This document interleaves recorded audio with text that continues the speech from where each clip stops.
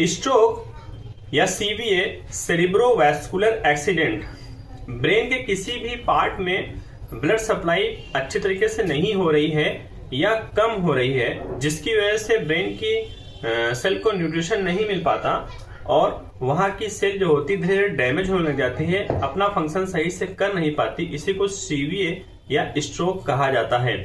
इनके दो कारण होते हैं।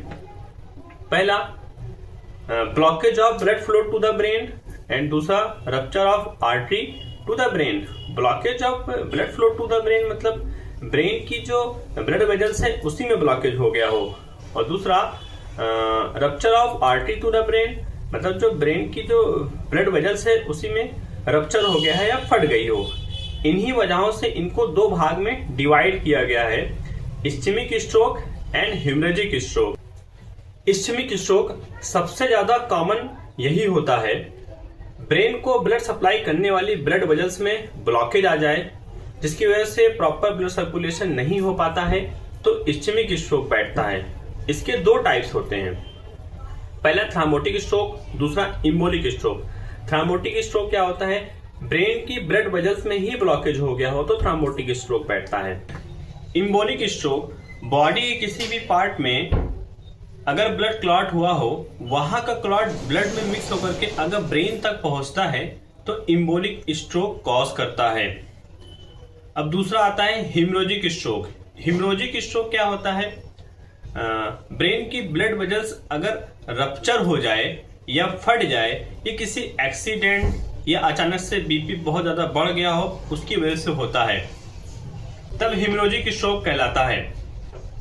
हेमरेजिक स्ट्रोक की फिर दो टाइप्स होती है, subarachnoid haemorrhage and intracerebral haemorrhage. Subarachnoid haemorrhage अगर ब्लड क्लॉट या ब्लीडिंग स्कल और ब्रेन के बीच में हुई है तो सब एरेक्नॉइड हेमरेज कहलाता है।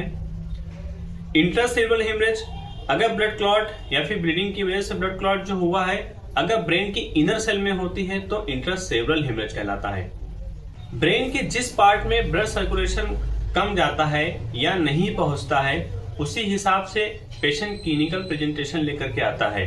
जैसे अगर ब्रेन के सेरिब्रम पार्ट में स्ट्रोक हुआ हो, चाहे हेमरेजिक हुआ हो और चाहे इस्चेमिक हुआ हो, तो पेशेंट स्लर्ड स्पीच कंप्लेंट लेकर के आता है, प्रॉपर प्रोनाउंस नहीं कर पाता है, प्रॉपर बातचीत नहीं कर पाता है।